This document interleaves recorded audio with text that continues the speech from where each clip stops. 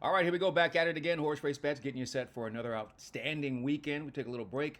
Now we're back into it because Thanksgiving, really a great weekend of action coming away from Churchill and from Del Mar. So let's get into it because Thursday at Churchill is going to have a really great stakes event to get things started.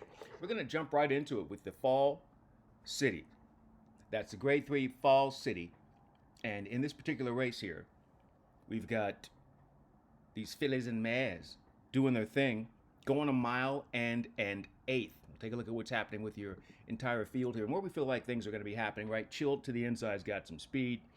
Um, Maybe Alpine Princess wants to mix it up. Maybe Quiet Side, Neon Icon, but Royal Spa is definitely controlling speed here in this race.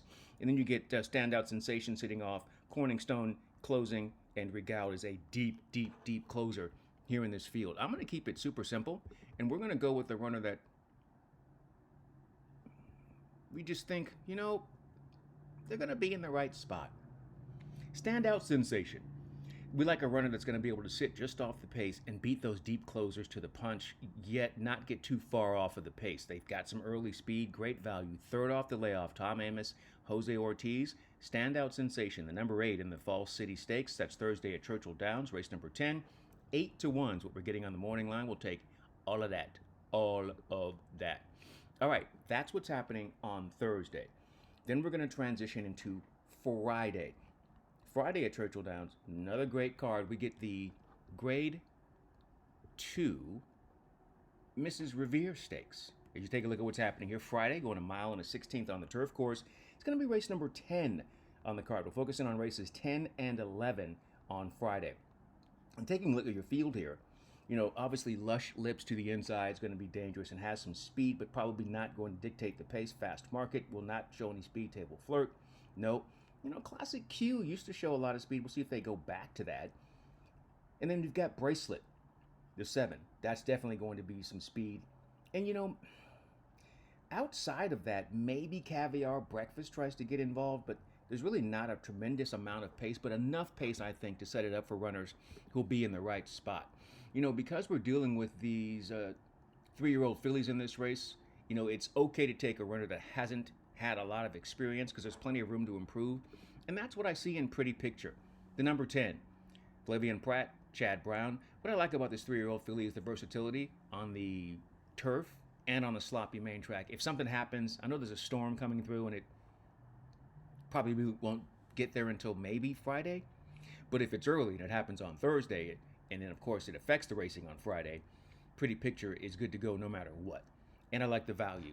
10 to 1 on the morning line for Pretty Picture in the Mrs. Revere Stakes. That's on Friday at Churchill Downs. That is race number 10. Race number 11, it's a good one. Gotta love this race.